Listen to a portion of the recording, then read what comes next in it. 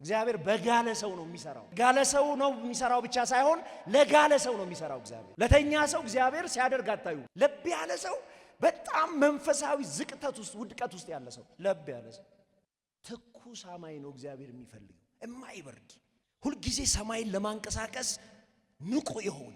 በህይወት እምቢ ማለት ያለባችሁ ነገር እንቅልፍን፣ ዝለትን፣ መብረድን፣ መቀዝቀዝን በህይወት ልትቃወሙት ይገባል። እሱን ደግሞ ማስወገድ የሚቻለው በመንፈስ ቅዱስ ብቻ።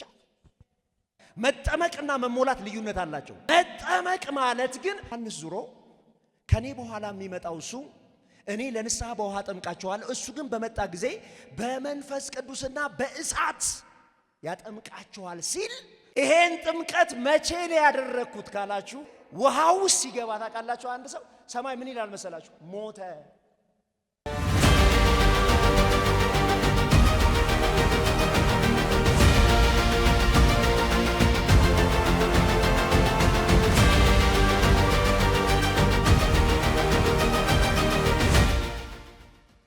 የውሃ ጥምቀት ዓላማው ሁለት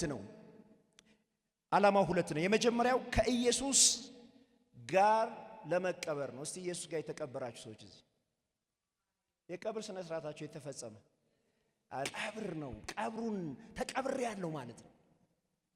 ሰማይ የሚተረጉመው በዚህ ነው። ክብር ለኢየሱስ ይሁን። ኢየሱስ ለዘላለም ጌታ ነው። ኢየሱስ ለዘላለም ጌታ ነው። ከጌታ ከኢየሱስ ጋር ምን ብያለሁ እያልን ነው? አብሬ ተቀብሬ ያለው ማለት በጣም ነው እግዚአብሔር አሰራር የሚገርመው። ተቆጠረላቸው የሚል ቃል አልሰማችሁ? ልክ ውሃው ሲገቡ ሰማይ ምን እያለ ይሄ ልጅ ሞተ ነው የሚል፣ ሞተሽ ነው የሚለው መጽሐፍ ቅዱስ። ክብር ለጌታ ይሁን። ሮሜ ምዕራፍ 6 ከ3 እስከ 4 ወይስ ከክርስቶስ ኢየሱስ ጋር አንድ እንሆን ዘንድ የተጠመቅን ሁላችን ከሞቱ ጋር አንድ እንሆን ዘንድ ተጠመቅን። እንደተጠመቅን አታውቁምን? እንግዲህ ከክርስቶስ በአብ ክብር ከሙታን እንደተነሳ እንዲሁ እኛም በአዲስ ሕይወት እንድንመላለስ ከሞቱ ጋር አንድ እንሆን ዘንድ በጥምቀት ከእርሱ ጋር ምን አደረግን? ተባበርን። አብሬ ሙቻለሁ እያልኩ ሰማይ የሚያውቀው ይቺ ልጅ አብራ ሙታለች ከኢየሱስ ጋር ነው። ወዲያው ሰውየው ውሃው ሲገባ ታውቃላችሁ። አንድ ሰው ሰማይ ምን ይላል መሰላችሁ? ሞተ። 2010 ይህንን የእግዚአብሔር መንፈስ ያበራልኝ ከብዙ ኩነኔ ነው ነፃ ያወጣሁት። በግልጽ በማውቀው አማርኛ ነው ያበራልኝ። ከብዙ ኩነኔ አና አብዛኞቻችን ውሃ ውስጥ ገባን ከተጠመቅኩ 10 ሰርቲፊኬት አለኝ።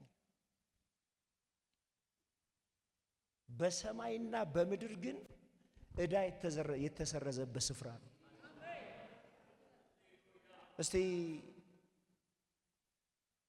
ዛሬ ቀኑን ሙሉ በሽጉጥ ሰው ሲገድል የነበረ ሰውዬ መንግስት እየፈለገው 9 ሰዓት ላይ ቢሞት ፍርድ ቤት ፋይል አለው የለው? የአብዛኛውን ሰው አይምሮ ገብታችሁ አሁን ብታነቡት ጌታ ኢየሱስ ክርስቶስን ከመቀበላቸው በፊት በሰሩት ኃጢአት ዛሬ የሚከሳቸው ሰዎች አሉ። ሰውየውን ሰማይ ሞተ ብሎ ነው የሚቆጥረው። ውሃው ሲገባ አብሮ ከኢየሱስ ጋር ምን ብሏል ነው የሚለው? ሞቷል። የሞተን ሰው ደግሞ ለፍርድ አታቆሙት። ሮሜ 8:1 ላይ አሁን ግን በክርስቶስ ኢየሱስ ላሉት ምን የለባቸውም ይላል? ኩነኔ። ለምን? የሞተ ሰው አሁን ለፍርድ ይቀርባል? ሬሳ ለፍርድ ታቀርባላችሁ? ሙቻለሁ እያላችሁ እና አንዳንዶቻችሁ በዚህ መረዳት እንደገና ብንጠመቅ ደስ ይለኛል። ጌታ የተባረከ ይሁን። እስቲ ጎናችሁ ያለውን ሰው ፋይል ተዘግቷል በሉት። ምንም ፋይል የለም በሉት። የተጠመቅ ቀን ፋይል ተዘግቷል በሉት። ሁለተኛው የጥምቀት ዓላማ ተነስቻለሁ እያላችሁ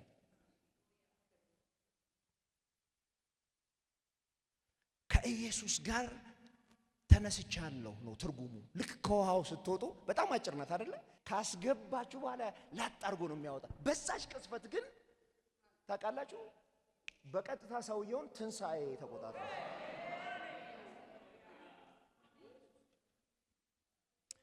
ክብር ለኢየሱስ ይሁን። ኢየሱስ ለዘላለም ጌታ ነው። ሮሜ 6:5 ላይ ምንድነው የሚለው? በሞቱ ከእርሱ ጋር እንደዚህ ከተባበርን በትንሣኤው ደግሞ በእርግጥ ከእርሱ ጋር ምን እናደርጋለን? እንተባበራለን። ቆላስይስ 2:12 ላይ በጥምቀትም ከእርሱ ጋር ተቀበራችሁ ነው የሚለው። በጥምቀት ከእርሱ ጋር ተቀበራችሁ፣ በጥምቀትም ደግሞ ከሙታን ባስነሳው በእግዚአብሔር አሰራር ኢየሱስ ለዘላለም ጌታ ነው። በማመናችሁ ከእርሱ ጋር ምን አድርጋችኋል? ተነስታችኋል። ኤፌሶን ምዕራፍ 2 ቁጥር 5 ይሄንን ነው የሚነግራችሁ። ከእርሱ ጋር አስነሳን በሰማያዊም ስፍራ አስቀመጠን ማለት ልክ ሰውየው ውሃ ውስጥ ገብቶ ሲወጣ ከውሃው መውጣቱ የሚያመለክተው ይሄ ሰው ትንሣኤ ያለው ተብሎ አነበባችሁ። ተቀበራችሁ የሚል ቃል የቀብር ስነ ስርዓት ነው። መልአኮች አጅበዋል የዛን ቀን። ለአሮጌው ህይወት ለቀድሞ ህይወት ሰውየው ምን ያደርጋል? ይሞታል ማለት ነው። ለዚህ ነው መጽሐፍ ቅዱስ ማንም በክርስቶስ ኢየሱስ ቢሆን አዲስ ምንድን ነው? ፍጥረት ነው። አዲስ። ስለዚህ እግዚአብሔር ይሄ ልጅ እኮ ብትሉት አያውቀውም። በአዲስ ሰው ነው እግዚአብሔር የሚያውቀው። በትንሣኤ ማንነት ነው እግዚአብሔር ከእናንተ ጋር ህብረት የሚያደርገው። ኢየሱስ ለዘላለም ጌታ ነው። ሃሌሉያ። ስለዚህ ሁለተኛው መጽሐፍ ቅዱስ ውስጥ የምታገኙት የውሃ ጥምቀት የሚባል ነው። የውሃ ጥምቀት የሚባል ነው። ሶስተኛውና የመጨረሻው ርዕስ አድርገን የተነሳ ነው። እቺን የተወሰነች ሁለት ነገሮችን አሳይቻችሁ እንጸልያለን። የእሳት ጥምቀት ሙሉን እንድታቁት ብዬ ነው። ሙሉን እንድታቁት ብዬ ነው። የእሳት ጥምቀት የሚባላል በእሳት መጠመቅ።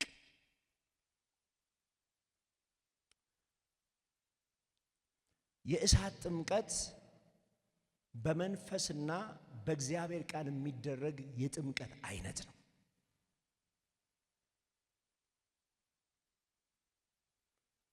እርሱ በመጣ ጊዜ በመንፈስ ቅዱስና በእሳት ያጠምቃቸዋል።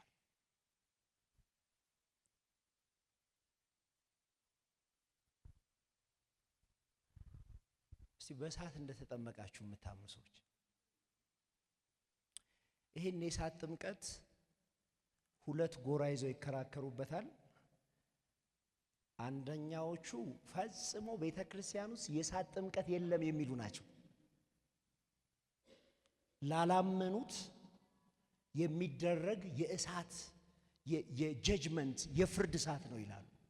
እኔ በዚህ አልስማማም። እኔ የምስማማው ቤተክርስቲያንን ያጠመቀበት ብዬ ነው። ምናልባት ሂዳችሁ ስትፈልጉ አላማኞች የሚቀጡበት ጥምቀት ነው እንዳደነግጡ ብዬ ነው። አመለካከት ነው። ሰዎች የራሳቸውን አመለካከት መውሰድ ይችላሉ። ግን መጽሐፉን በደንብ ስታዩ መንሹ በእጁ ነው ይላል። አውድማውን በማይጠፋ እሳት ምን ያደርጋል? የራስን ነገር የሚያጠራበት እሳት ነው እንጂ ለአላማኞች የሚጠቀመው የእሳት አይነት አይደለም። እና እኔ በመሞከርም ረገድ የእሳት ጥምቀት የወሰዱ ክርስቲያኖችና የእሳት ጥምቀት ያልወሰዱ ክርስቲያኖች በእያንዳንዱ እርምጃቸው በተጽዕኖ ታውቋቸዋላችሁ። ሁለቱ የእግዚአብሔር አሰራሮችን በደንብ ተረዱ። ጌታ ኢየሱስ ክርስቶስ እና መንፈስ ቅዱስ ቤተ ክርስቲያን ውስጥ ከሚሰሯቸው መለኮታዊ አሰራሮች መካከል የእግዚአብሔር ቃል ሲለቀቅና የእግዚአብሔር መንፈስ ሲለቀቅ ሰዎችን በዚህ የእሳት ጥምቀት ምን ያደርጋሉ? ያጠምቃሉ። የእሳት ጥምቀት የሚባለው ትልቅ የመለኮት አሰራር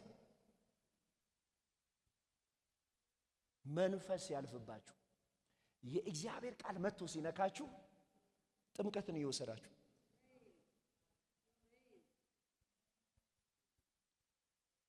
አንዳንድ ጊዜ ከሁኔታችሁ ፍንቅል አድርጎ የሚያወጣችሁ ነገር የለም። ሰው እሳቱ ሲነካው ብቻ እና ተጽዕኖ ብያቸዋለሁ አይደለም። በእሳት የተጠመቁ ክርስቲያኖችን በዘጠና ችግር ነዝንዟቸው 30 ደቂቃ ሊቆዝሙ ይችላሉ። 31ኛው ላይ ግን በልሳን ነው የምታገኟቸው። እሺ አይላቸው በፍጹም። 1000 ተስፋ የሚያስቆርጥ ነገር እጃቸው ላይ አለ። ጌታ ይረዳኛል ሲሉ ነው የምታገኟቸው። ኤርሚያስ ያለውን አልሰማችሁ? ከዚህ በኋላ በስም አልናገርም ብል፣ በእግዚአብሔር ስም አልምልም አላወራም ብል፣ ቃልህ በአጥንቴ ውስጥ አይደለም ይለው እንደ ረመጥ እሳት ይላል። አይገርም? ጤናማውን ንግግር አለመናገር አይችሉም። ያወሯቸዋል። ችግር ውስጥ ነው አጽናንተዋችሁ ይለኳቸዋል። እነሱ እኮ ችግር ውስጥ የሚጸለይላቸው እኮ ነው። አንዳንድ ሰዎች ሊዳችሁ እንዲጸልዩላችሁ የማታደርጉት የሚጸለይላቸው አይነት ናቸው። ሁኔታቸውን ስታዩ በፍጹም ይሄ ለኔ ሊጸልይ ነው የምትሉት አይደለ? ግን እንዳይመስልህ ዳቦ ነው እንጂ የጎደለው ልጁ እሳት አለ። እስኪ አሜን በሉ። ግድ የላችሁ የሆነ ነገር ምድራዊ ነገር ነው እንጂ የሌለው ልጁ ውስጥ ነው የምነግርህ። ካለህበት ሁኔታ ፈንቅሎ የሚያወጣ እሳት ውስጡ አለ። ሰው የሚለካው በወሰደው የእሳት ጥምቀት ልክ ነው። በእሳት የተጠመቁ ሰዎች በፍጹም አይደብራቸውም። ኢየሱስን ይዘው ቃል ይዘው ውስጣቸው መዝሙር እያለ እርሱ በመጣ ጊዜ በመንፈስ ቅዱስና በእሳት ቆይ ችግር ውስጥ እያለ ፈገግ የሚል ሰው አጋጥሟቸው አያውቅም? እሺ ጠቅላይ ሚኒስትሩ ደውሎለት ነው አይደለም? አጠገቡ መንፈስ ቅዱስ የሚባል አለ። በቃ አጠገቡ የማይለካ ኃይል አለው፣ እማተምኑት። ከዚህ በፊት ነግሬያቸዋለሁ። አንድ ዶክተር አብርሃም ሲናገር የሰማሁት ነገር ነውና እሱም አንድ ወዳጁ ሲናገር የሰማው በጣም ይሄ በህይወቴ ስለሚሰራ ነው የምነግራችሁ። ጴንጤን አላምንም ሲል ሰማሁት። አንድ የምወደው አገልጋይ ጎናቸው ያለውን ሰው አንቺ በይልኝ፣ እኔ አላምንህም በይልኝ፣ አሌክሶንም አላምንህም በሉ። ጴንጤ እውነተኛ ጴንጤዎችን አትመኗቸው፣ በፍጹም እያዛጋ አትመነው። አሁን እኮ ያውታሩን መዝሙር ከሰማሽ አንቺ ራራራ ይመጣብሻል። ይሄ መንፈስ ካልሆነ በቀር የሚቻል ነገር አይደለም። እና ይሄን ሰው ምን ነካው? ጴንጤ አላምንም የሚለው ምንድን ነው አለ። እና ደበረኝ፣ አለቀልኝ፣ ከስር ያለው ከና ምናምን ብሎ ልጸልይለት መጥቶ ነው። አለቀልኝ በቃ እኔ ከዚህ በኋላ ብሎ ስትለያዩ ቆይ አንድ ጊዜ ልጸልይልህ የሚል እሱ ነው። ጎናቸው ያለው ዛሬ እኔ የምጸልይ ትንቢት አመጣልሃለሁ በሉት። ተባባሉ። እሳት አካፍልሃለሁ በሉት። መልእክት አለ ይበሉት። እስኪ ኢየሱስ እኔ አላምንም። እንደው ይላችሁ ስትጽፉም በመስመር በቴሌግራምም አይዞሽ የምለው አውቄ ነው እንጂ አይዞችሁ የሚላችሁን እኔ አውቃለሁ። እኔ አንዳንዱ እኮ ጧት አለቀልኝ ብሎ ከሰዓት ለኔ መልእክት ይልካል። ይሄ እኮ ጤና አይደለም በሉልኝ። ጤና እስቲ አለልኝ በሉ ሲያጽናኙ ከኔ ጋር ጌታ ምስክሬ ነው። ማታ ምናምን እኮ አድረን በጧት የሆነ ቃል ሰጥቶሽ እሱን ኢየሱስ ለዘላለም ጌታ ነው። እስኪ መንፈስ ቅዱስ ከኔ ጋር ነው በሉ። እስኪ ከኔ ጋር ነው በሉ።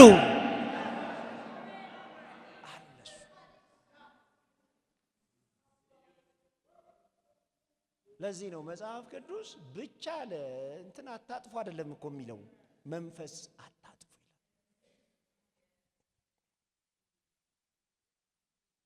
ይላል። መንፈሱ ካልጠፋብሽ የፈለገ ይጠፋ በቃ ችግር የለም።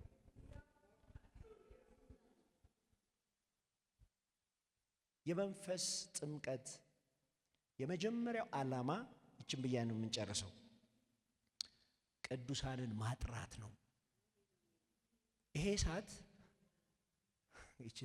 ወደ ጥላቶቻችሁ የምትልኩት አይደለም፣ ወደ እናንተ የሚያልፍ ነው። ብዙ ጊዜ በጣም እኛ እኮ በቃ እኛ ራሳችን እንትን ሁነን ማለት ነው በቃ ብላ ሂድና ብላ እንላለን አይደለ? ይሄኛው እሳት እናንተን የሚበላ ነው። ክብር ለኢየሱስ ይሁን። ያጠራል። በዚህ ወር ይጠበን።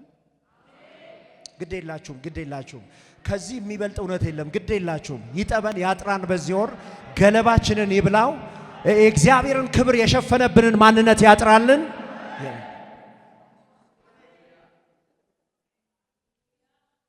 የእሳት ጥምቀት ዋነኛ ተልእኮ ግለሰቡን ለእግዚአብሔር ንጹህ አድርጎ ማቅረብ። ሁለት አይነት ጽድቅ እንዳለ ታውቃላችሁ። የመጀመሪያው ጽድቅ በክርስቶስ ኢየሱስ በእግዚአብሔር ፊት የምትቆሙበት ጽድቅ ነው። እሱ ጽድቅ ከፀሐይ በታች ተጽዕኖ አያመጣም። ሰማይ ነው ተጽዕኖ ያለው። ሁለተኛው ጽድቅ ግን ተግባራዊ ጽድቅ የሚያነጻ። የመጨረሻው ነቢይ ሚልኪያስ እርሱ እንዳጣቢ ሳሙና ነው፣ እንዳንጥረኛ እሳት ነው። ሌዊያን ይልና ለእግዚአብሔር በጽድቅ ቁርባንን ያቀርቡ ዘንድ ምን ያደርጋቸዋል አለ? ያጥባቸዋል፣ ያነጻቸዋል። እግዚአብሔር ቆሻሻ ሰው አይፈልግም በባህሪው።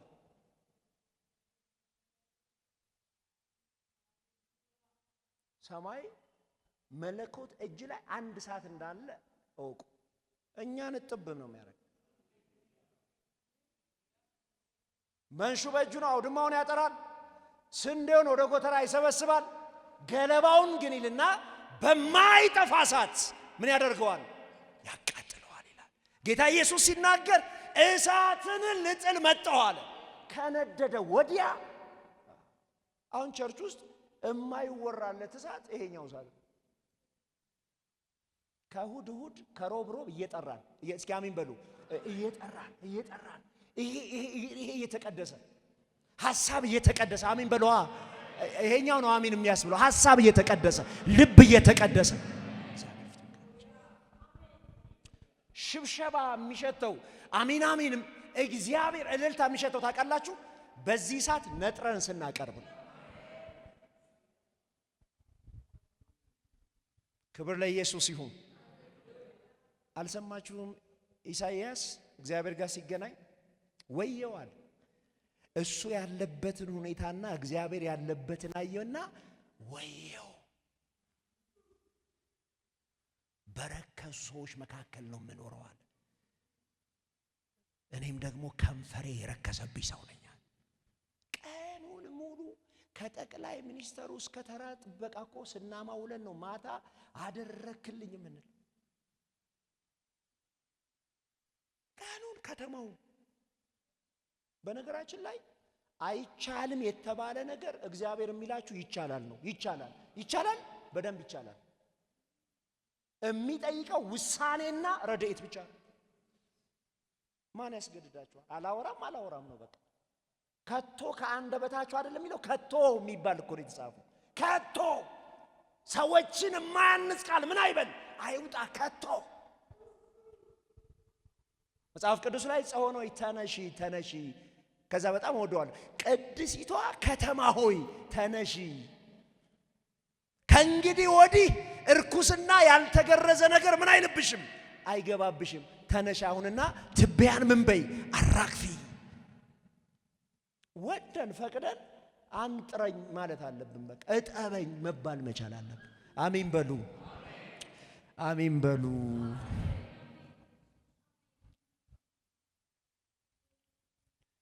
በዚህ ወር መንፈስ ቅዱስ ያጠራናል፣ ያጠራናል።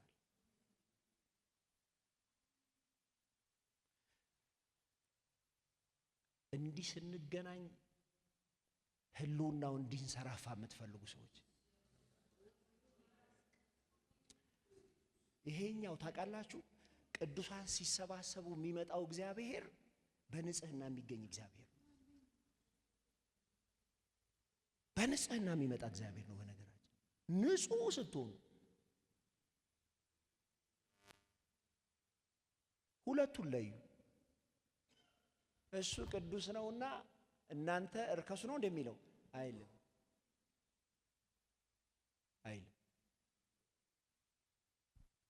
አሁን ከጎና ሲኒማ ብዙ ጊዜ ነግራችኋለሁ። ይሄ ፊልም ስትሉ ወርዷል ይላችኋል።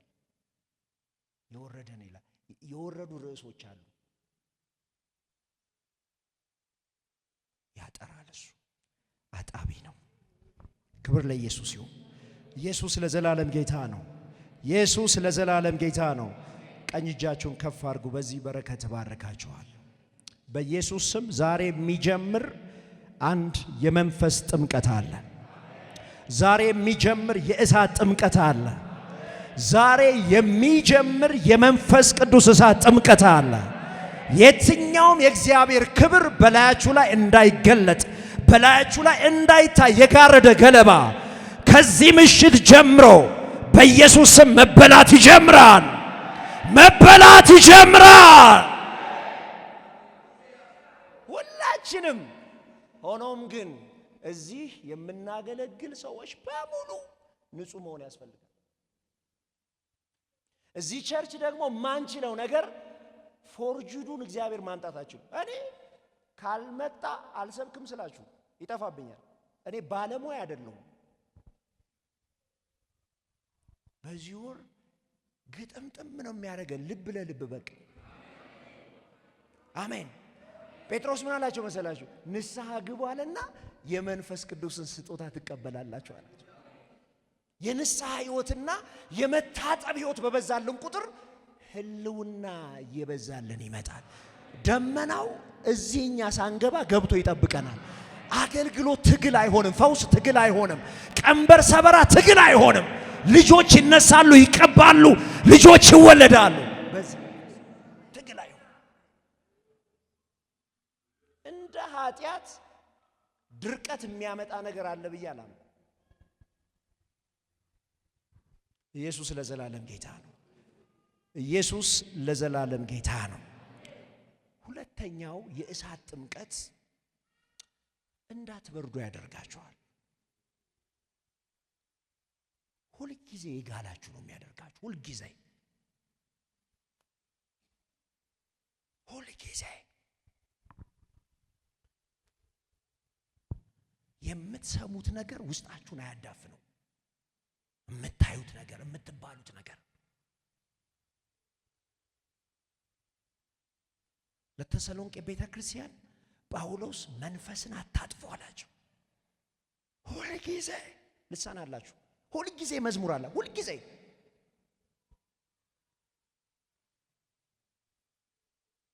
በጣም ልትጠነቀቁለት የሚገባ ነበር። ግለጣችሁ ነው በቃ ውስጣችሁ ጸጥ ያለ ቀን እሪ ነው በቃ ማለት ነው። አድነኝ የት ነህ በሉት። ውስጥ ዝም ያለ ቀን ቢዝነስ የጠፋ ቀን አይደለም።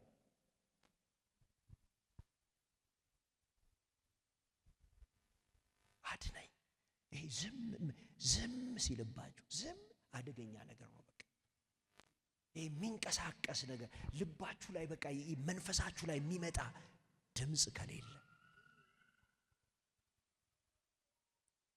ጌታ ለዘላለም የተባረከ ይሁን። አስባችሁታል? ሁሉም ሰው እዚህ ግሎብ ይመጣ እዚህ ሰባኪ እንደማያስፈልግ አስመላኪ እንደማያስፈልግ በቀጣይ ጊዜያቶች እግዚአብሔር በጣም ነው የሚረዳን። እዚህ መቅደስ የሚሆነው ነገር ልክ እንደ መጀመሪያዋ ቤተ ክርስቲያን ሁሉም ሰው አሁን አጠገባችሁ የተቀመጠው ሰው ትኩስ ቢሆን ሰባኪ ስትሆኑ የመጀመሪያ ነገራችሁ የቆዘመ ፊት እንዴት አድርጌ ዘረጋለሁ፣ ጥቅስ እንዴት አድርጌ አስቄ የጊዜውን እግዚአብሔርን ሐሳብ የመጀመሪያውን ቤተ ክርስቲያን ይሄ ሁሉም ላይ መንፈስ ቅዱስ አለ። ሰላምታቸው በሙሉ እሳት ነው። ንግግራቸው ላይ የሆነ ነገር ነው የሚጋባባቸው ሲገናኙ።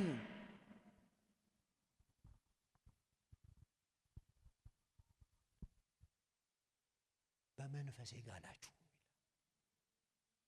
ይሄ የእግዚአብሔር ቃል ሲመጣ የእግዚአብሔር መንፈስ ሲያልፍ ዘወትር ልትሞሉት የሚገባ ነገር ቢኖር የመንፈስ ቅዱስን ጥምቀት ነው። ዘወትር